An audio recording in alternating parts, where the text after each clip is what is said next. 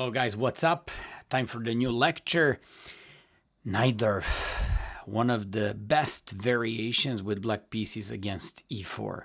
Certainly, if you're black, if you like sharp play, lots of theory, and at the same time, you're ready to play for a win with the black pieces, your option should be Najdorf defense with the black pieces.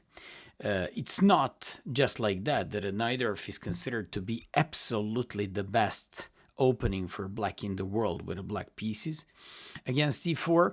Of course, I don't want to count e4, e5 because when it comes to e4, e5, it's the most solid. But if you want to play for a win, if you want to play for double-edged chess with lots of attractive positions and at the same time to rely on opening preps, I believe Najdorf defense is the one to play with black pieces. Although today I'm just going to help you. You already have a video where I used bishop g5 followed by queen e2, Pragnanda's idea from Wykanze 2024. And lately I realized in Adam's attack was known for a long time as one of the main options against the Najdorf. But there is a special line that I prepared for you today. So let's go with it. After like h3, there are two ways of treating Adam's attack, with e6 and with e5. All Najdorf players will go with e5. Scheveningen guys, those who like more of a flexibility, they will play e6. A little bit more about e6 some other time. But let's go with e5 because when you play it against typical Najdorf guy, he's gonna go with e5. And when they go e5, now you have many options, but I just want to show you the following one. Knight to f3. So that's a very recent approach with white pieces, and it relies on some, I would say, nice positional concepts for white. Although I once again have one special line after knight f3. So let me just explain you all the points of knight on f3. So since you put a knight back there, and by the way, most of these Adams player guys, they put a knight back on e2. They go with g3 or g4, place the knight on g3, and then play like this. That's not going to be the subject of this lecture. I just want to explain you how to play after knight f3. So you play knight f3, and there are so many moves. The main move is bishop e7, most classic one. Let's go with the dubious lines. For example, they just want to go bishop e6, and by the way, you would like to go with bishop c4 and knight g5 in some of these positions. Very, I would say, primitive approach. And there are guys who would say, aha, you want to do that? Let me just go bishop e6 without giving you a possibility to go bishop c4. In that case, fine, but I'll go with knight g5. And it's very interesting. Now you can say, okay, I can move my bishop always. No, you cannot move it because I'll play bishop c4 and you're just going to lose the pawn on f7 and lose the game. You play bishop e7. It's very important to conceptually understand what's happening here. So you give up a knight for the bishop, which means you've just won the bishop pair. Place your bishop on c4, which means a lot. And now your opponent will be faced with... He's going to have problems with against the bishop pair. So I'm talking from black's point of view. You will gladly play this type of the game. They have to play queen d7. What else? You play a3, creating a shelter for the bishop in case they start chasing it away. So you always want to place that bishop on a2, and afterwards, what do you want to play? You either want to play short castle, bishop e3, and some f4 ideas, or you want to play bishop e3, queen somewhere, and long castle, depending on circumstances. I believe short castle is a little bit more solid, and with a bishop pair, with a better pawn structure and 2 against 3 pawn islands, I believe short castle should be a long-lasting approach for advantage for white. And after like knight g5, they just have to go with a queen c7. Now they just have to say, okay, I'm willing to give up my bishop on e6, but at the same time, I'd like to prevent bishop c4 by white. Not a problem. We'll win the bishop pair. And here, I just want to give you two plans. For example, I like planning the spirit of this opening. It's g4. I want to play g5, h4, bishop h3, and since I cannot put my light square bishop on c4 and go after the pawn on e6, I'll do it from h3, and I'll do it from that diagonal. From another point of view, you can play g3, which is engine top choice, bishop g2, castle castles, and bishop e3. It's absolutely fine, solid, and I'd say a pretty smart approach to play like this because you're not taking any risks. You're just enjoying, like better position thanks to the pawn structure and bishop pair. I believe it's one of those positions where we just have to say what has a long-lasting advantage. So bishop e6 is not a good thing after knight f3. Another thing could be b5. b5 creates exposed pawns, and we immediately have to break it with a4. And when they play b4, what else? If they take, they will be just left with a weak pawn on a6 at some point, and also c4 would be weak. They go b4, you go knight d5. It's very important to understand this type of position because they shouldn't play any bishop b7. You take, play bishop c4, and play bishop d5. Now I can play a5, I can play short castle, I can play bishop e3, I can play c3. I have so many ways of exploiting like quite a nice and easy game afterwards on the queen side. If instead of that, we just go, for example, they go with the knight bd7, which is a very typical way of getting and reaching the flexible setup. Then you should be doing what? You should be playing bishop c4. And when they play knight e4, so we sack a pawn, queen e2, followed by short castle. Believe me, I'd always choose white here. I want to play rook d1, bishop e3, a5 maybe followed by some knight b6. Somehow, I find black's position shaky with lots of potential weaknesses. And I see even ideas coped with rook d1, bishop e3, even knight g5 in some ways. a5, knight b6, always c3 could be an optional thing. I have a feeling simply saying that the king on e8 looks weak. And finally, if they just say, but Maya, I want to take this pawn on e4. Well, buddy, take it, but then I'm going to use trick I spoke about, knight g5. And now you go after the knight. They shouldn't take it because when you when they take, you just go knight c7 and win the game after knight b6, and you're up an exchange and you should be easily winning. They have to go knight c5, and now you go bishop c4. In these positions, with the knight being placed in the center of the board, knight on g5 plus bishop on c4, that goes after the weakness on f7, rook a7, knight b4, you get a pawn back, knight f3, c3, kicking the knight, defending the knight, and knight d5. I really think that white should have like a very, very lovely game on the queen side, control of the center, and the fact that you somehow possess battery queen b3, bishop c4 doesn't give them an easy option when they play castle to play f5, because this bishop on e6 could turn out to be weak afterwards. All things considered, I very much enjoy white's game, and white looks like a guy who controls everything, and I'd say simply white is in the driver's seat. So that's all about these positions. We've seen bishop e6, another suspicious move b5, and probably third suspicious move would be h5. Lots of guys know when you play Najdorf, Adam's attack against Najdorf, you'd like to go with g4.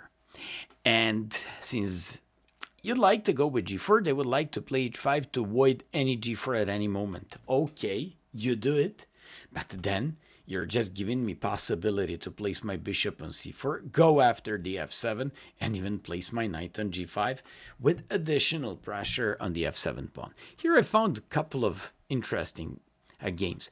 For example, those who would like to breathe easier and play bishop e7, knight g5, and short castle, I believe they should be destroyed very easily with g4. I found 3 games like this, tournament games.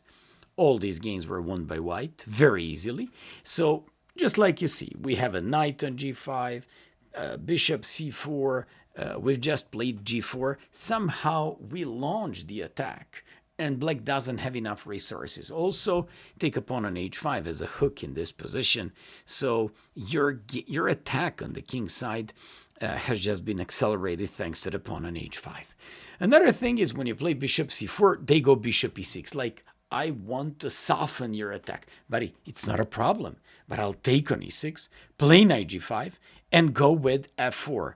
I want to take on e5, doubling your pawns. You have to take, and then, yes, I've just fixed my, I just fixed your pawns, but I open up f-file. I want to break with e5, controlling and attacking better d6. And when you play knight c6, I have a very lovely knight a4 thing to go with the knight b6, and even repositioning my knight back to c4, kind of forcing you to take on f4, in which case I'd recapture by bishop, go short castle, and eventually I'm just going to have like full control of the center and the d6 weakness.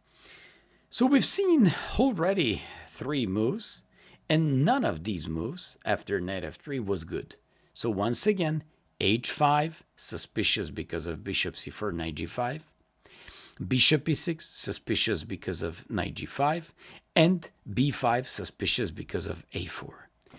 That said, means that black can only play 3 moves: queen c7, h6, or bishop e7. In case of h6, they like to go with bishop e6 and avoid knight g5. In position like this, you always can go with bishop c4, but actually I've got something maybe even better. This is absolutely fine, and when they go bishop e7, you play bishop e3, and a golden rule is now, it doesn't make sense to play bishop takes e6 when they exchange bishop for the bishop like that, and when you don't have any kind of tactics or they're just behind in development. Here you should apply old Ivanchuk's idea, bring the bishop back to b3. That's how beat Wishian and like many years ago, and ever since then all these white players know that they should go back with the bishop on b3, wait for bishop b3 by black, and if that happens, you just recapture by pawn, you're just solidifying yourself, opening up a file and controlling just everything. In case of knight bd7, you know, in all my lessons about Najdorf, I usually point out that this is absolutely the best untouchable, but at the same time most flexible development by black in Najdorf opening. Here, there's a very lovely thing. Why? Just because h6 has been played. So what does this mean? We should be going with knight h4, going for f5, preparing some queen f3 with a better control of the light squares, or queen d3, and g4. I'm just controlling the light squares. I'm also preparing myself to go to queen f3, knight f5, and to go with the attack. If you take on b3, a takes b3, I have control of the light squares, f5, d5.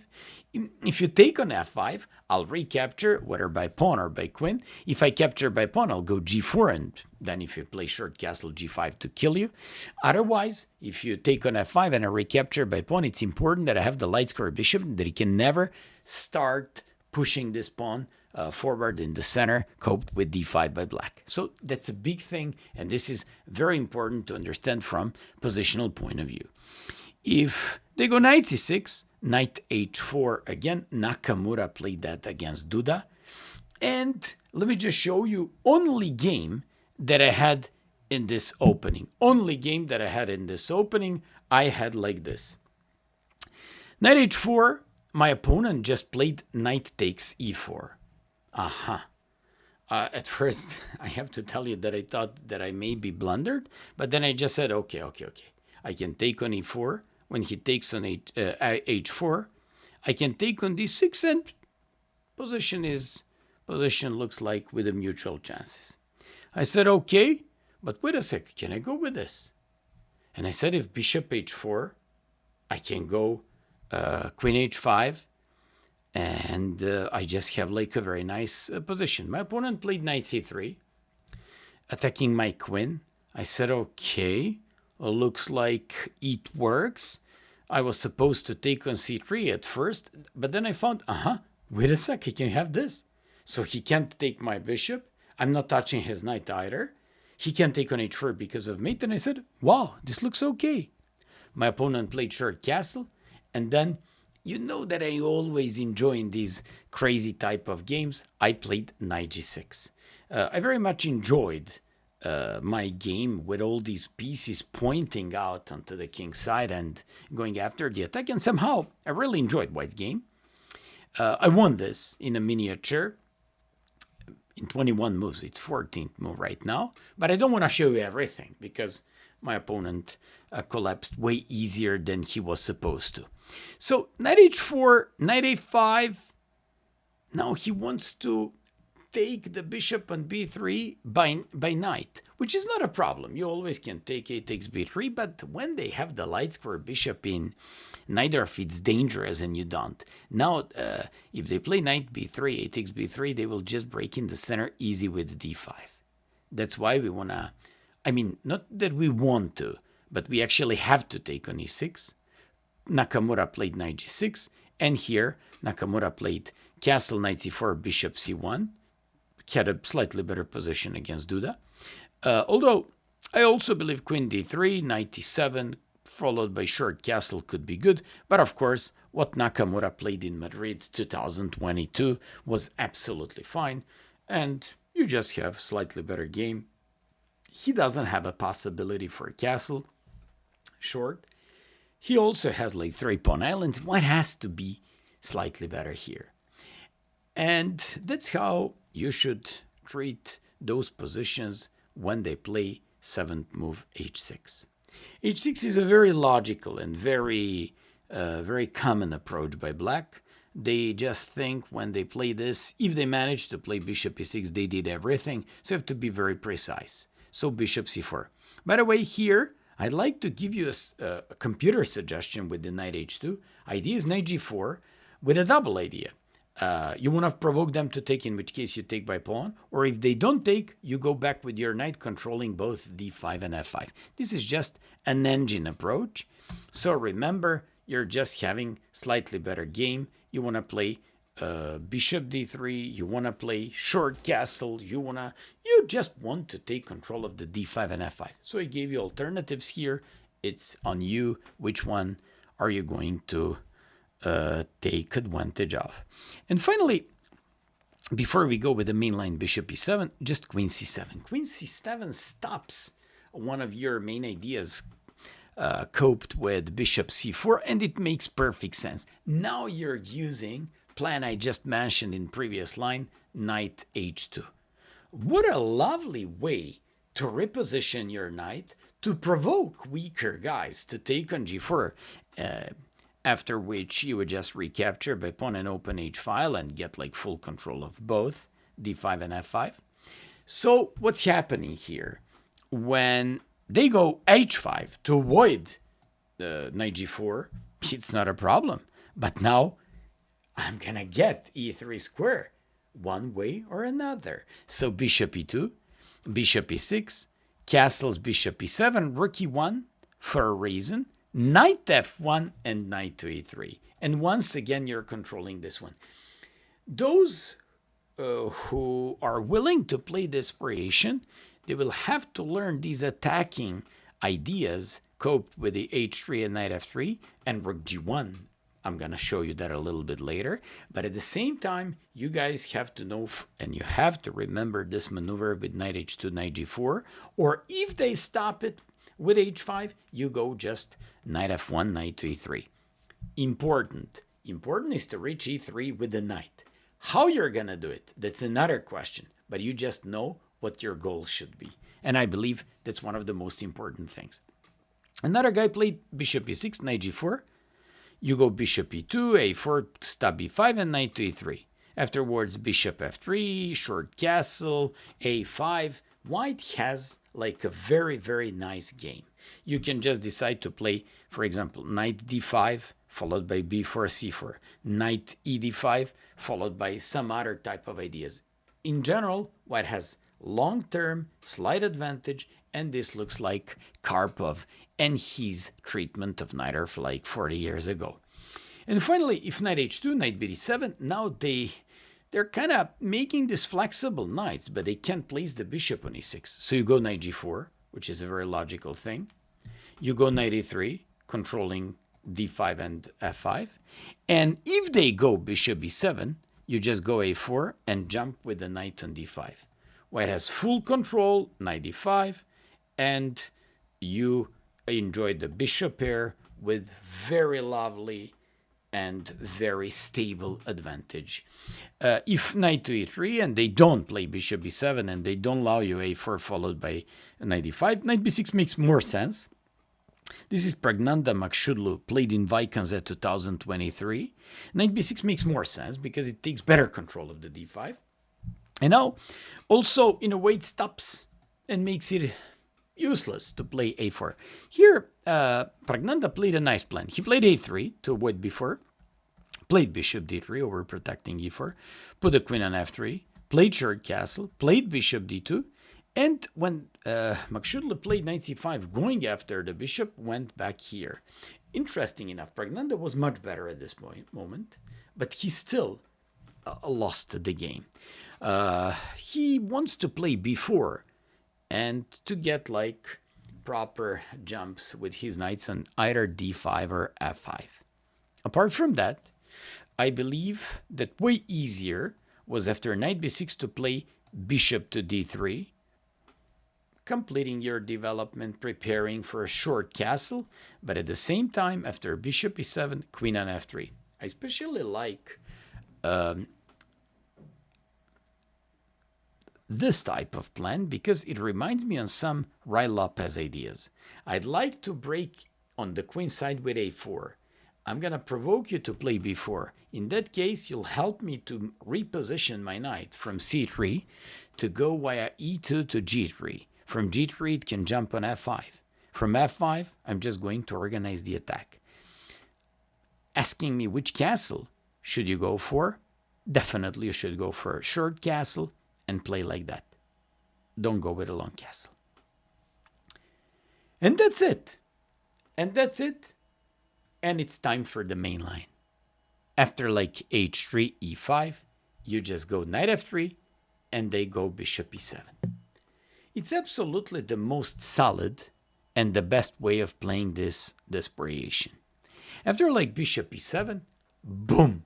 This is what I want to show you in this lecture. And I know you did not expect this, and you probably thought, this is not like fully Maya style, it looks a little bit boring. No, it's not. You just go with g4. Also, I'm talking about the variation that became very trendy back to 2024 and 2025. So let's go. You just go with g4. And when you go with g4, they can play bishop e6 or h6. Those who play bishop e6, so they don't play h6, it's very important to play h6 and to avoid g5. Kick it away with tempo with g5. Go with bishop e3. And whatever they do, I'll show you the game Chigayev Murzin. Murzin is extremely talented, good, and successful chess player, world champion in rapid chess for the past year. So if after knight c6, knight d5, c3 limiting the knight, h4, and boom, he just had a possibility to play g6 and to organize a very powerful attack on the king side. Very lovely. Chigayev against Murzin played bishop h3 and won the game, but g6 was absolutely crushing because you can afterwards, in Tal's fashion, carry on with h5, but also jump with the knight on g5 and get like a very lovely outpost for the further actions.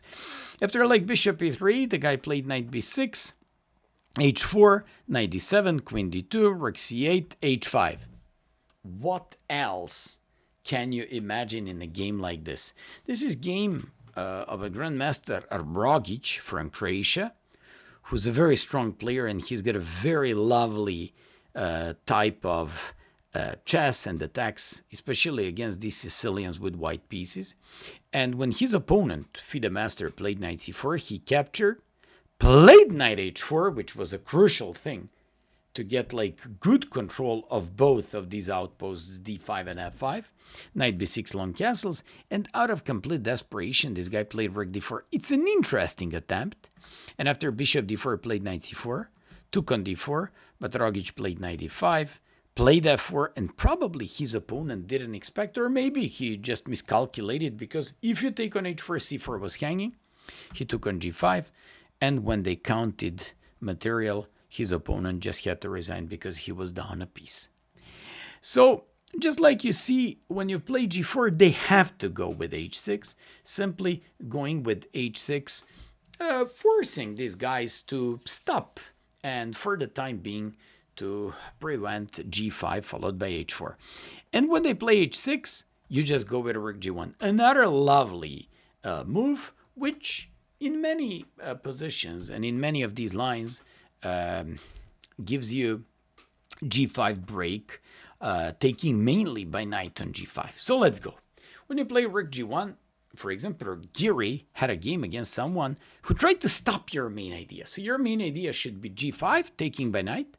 But this guy, Drigalov, who's a very strong GM, played g5.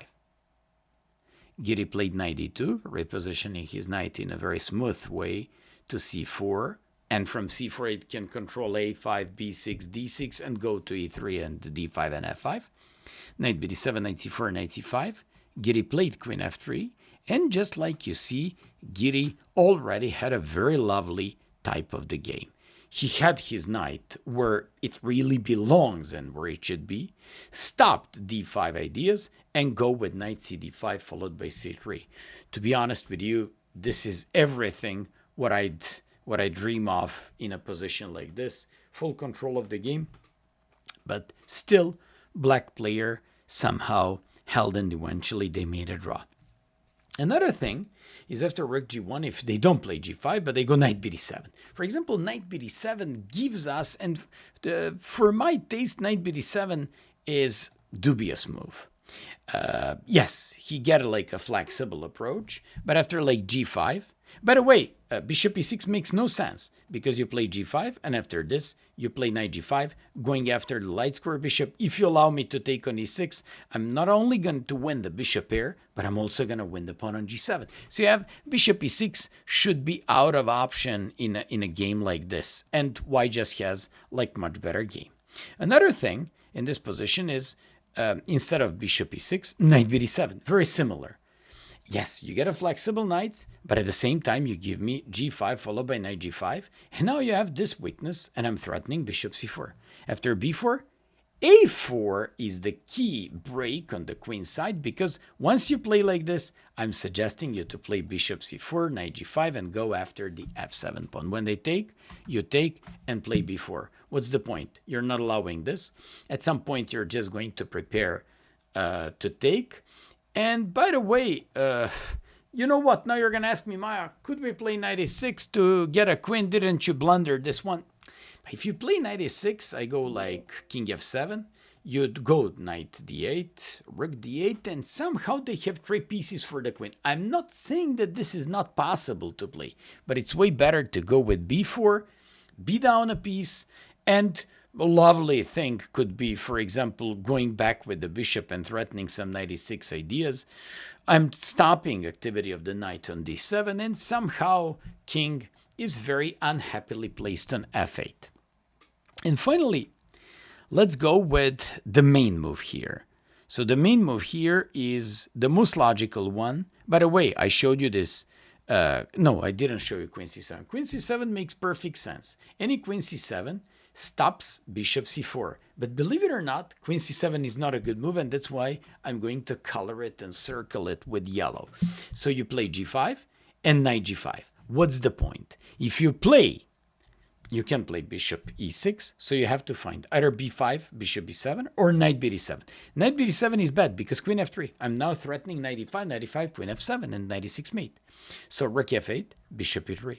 b5 long castles, bishop b7, knight d5, and white is just so much better. We have full control of the game. Any rook c8 threatening mate, I'll play like this. I want to play bishop e2, queen h1 to play h4, h5, h6, maybe to go queen g2 going after the g7 pawn, all things considered.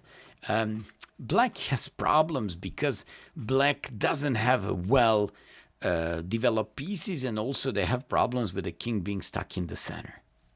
Finally, after queen c7, knight g5, knight g5, and they go b5. So they just found a way to develop the light square bishop there. It's always a great chance for us to take advantage of it. And I'm showing you a game, Pankratov against Wojtaszek. Pankratov's strong Russian GM, who has great results with the whole approach, with the Adams attack, knight f3 and g4, rook g1. So after like queen d5, threatening mate, they take on g5, and now Pankratov captured by rook, but you just have to take by bishop. You already have like quite a big advantage with the bishop pair. You want to play long castle, you're just enjoying a very smooth position with a bishop pair. But the thing is, let me just show you the game. The guy played rook g5. Move was supposed to be knight c6. He played bishop b7, queen d3, pawn on g7 was hanging. So Wojtaszek played f6, played knight c6, bishop e3, limiting this knight, long castle, and somehow take a look at this position. There is a feeling that he doesn't know what to do with his pieces, and somehow everything went down tempo in this game. So Wojtaszek, fantastic player, 2700, lost in 25 moves. A very, very nice game by Pankratov. And finally, guys, if they just go with b5, b5 is a natural way of preventing bishop c4, expanding on the queen side with b5, allowing themselves to play bishop b7, and kind of pressuring at some point b4 followed by knight e4. The way I explained it looks like, and it sounds like it should be way better than it looks. You play knight g5, you play, sorry, g5 and take by knight. And it's a very interesting thing. I've seen some games when players tried to play b4. You can play knight d5, it's absolutely fine. And you can always even consider some crazy bishop c4 moves. Of course, you're going to play knight d5 in this position, but I'm just saying in case of some b4 and you already had a knight on d5, you always have to consider bishop c4 ideas. I'm not saying to do it there, I'm just saying consider it. Bishop e7 and bishop to e3. Very lovely thing. And now we're just checking games of Anish Giri and some other guys. For example, take a look at this. They go b4, you go knight a4. Once again, you can consider bishop c4, but it's way better since you already have the bishop on e3. Play knight a4, threaten knight b6, and get like everything. After knight bd7, which fights against knight b6, you go bishop c4, going down with a tempo against the f7, and after rook f8, queen to d3. Overprotecting, defending, putting pressure on the a6 pawn in this position, and you're just having a very, very lovely thing. In case of bishop e3, knight bd7. Knight bd7 is not a good move. Looks like black has just completed his development and wants to go with knight bd7, but when you play a4 and break on b5, b4, you just play bishop c4 and go after the f7. So this is Giri against Grandmaster Xu from China. Very, very strong player, 2600. This guy captured, Giri captured, and Giri didn't go for knight e6 because he knows the 3 pieces for the queen probably should not be enough. He went with the bishop g6. A very nice thing. He threatened this one. He overprotected e4, threatens knight e6. So this guy Xu played this, knight e6, king g8, and Giri once again didn't take the queen, but made, because b takes a1 and complications, but Giri went with a beautiful bishop f5 move, threatening mate in 1, and at the same time just threatening the queen. Beautiful game by Giri, and because if in this position he would just have an upper hand, and I don't even see what can black play after this, so it's completely winning.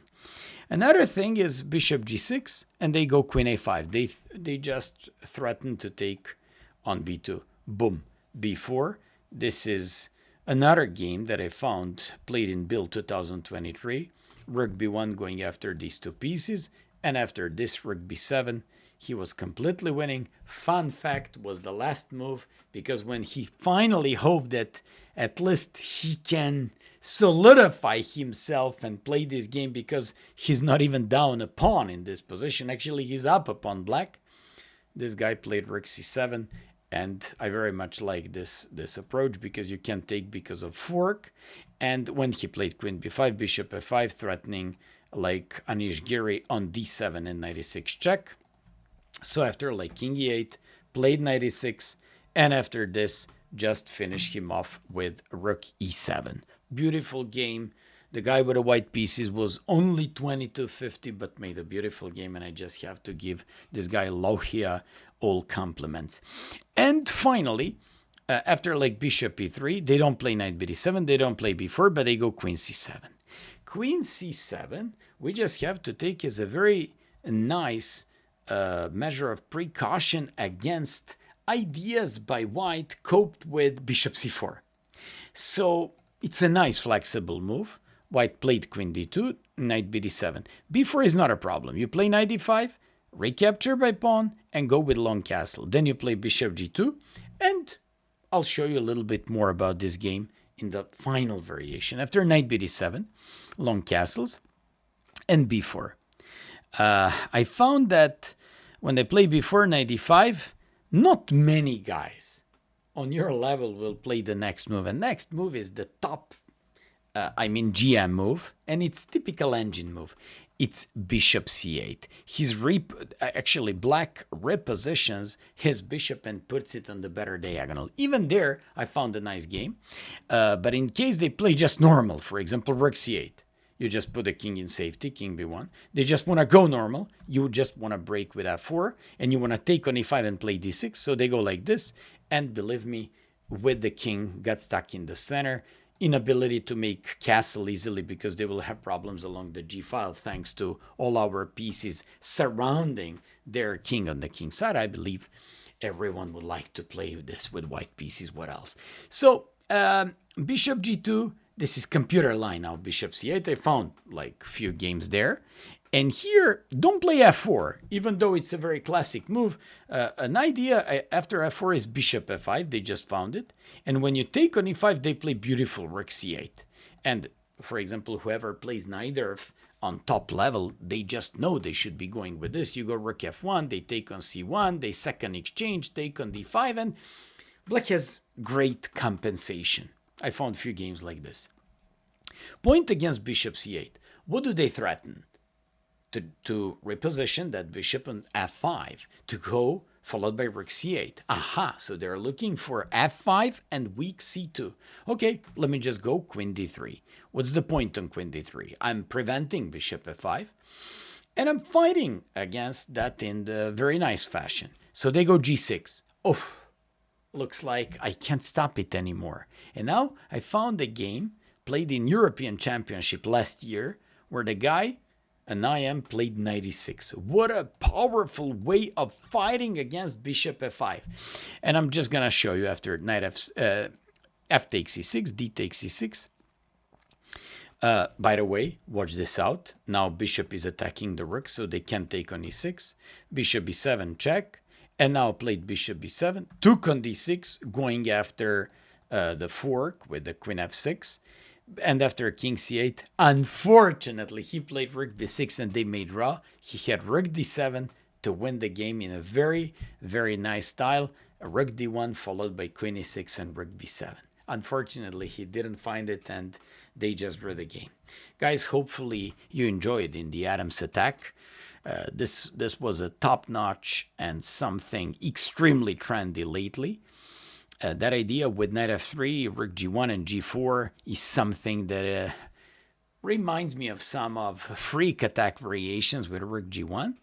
And let's see what is going to be your, what are actually going to be your thoughts on this variation and feedback. And let's just hope that you're going to have lots of success against Najdorf. Keep following the channel. Don't tell your friends about it, otherwise you won't be able to beat them up. And see you next time. Bye-bye.